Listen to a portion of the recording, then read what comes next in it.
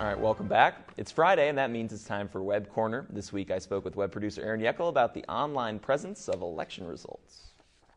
Welcome to this week's Web Corner. We are pretty busy in the newsroom this week with Tuesday's primary election. That's right, Erin. And you know, it used to be back in the days when, say, John Adams was elected president, that you had to wait until the next day to find out who won an election. But we're finding it's getting easier and easier to find out who's winning the race as the night goes on. And for the first time, a new website by the Montana Secretary of State's office was publicly tested on Tuesday. And those who logged on could see unofficial results from the primary by county and precinct levels. The site also featured interactive maps. You can see here, Secretary of State Linda McCullough says they hope to fine-tune the site for this year's general election in November and for those further on in the future. And the nice thing about these websites is that you could keep going back throughout the night and see the results as they were updated. Right, and counties too. Counties are trying to jump onto this bandwagon of providing access to quick results throughout the evening.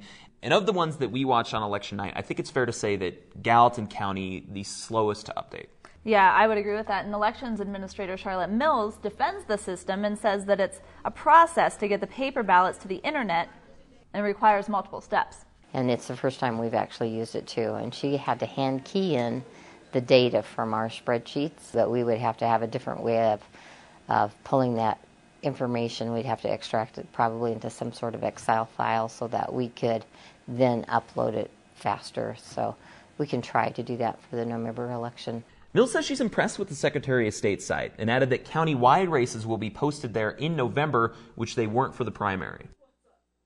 And on our Facebook page this week, we had a lot of comments, and one of the most commented on stories was by Dan, actually. It was about using federal stimulus funds for tennis courts in Bozeman. Right. And to catch everybody up, the city decided to use nearly $50,000 of stimulus funds to renovate the Bogart Park tennis courts, and they put those in this week. And pretty much every time that we've covered this story, the vast majority of the comments that we have gotten from our viewers have been negative, saying they think it's an inappropriate use of the stimulus funds. Right, and this time is really no different. We had a few comments on our Facebook page about it, and Donna Warner says, I also agree that it's almost obscene to use the money for recreation when people are in need.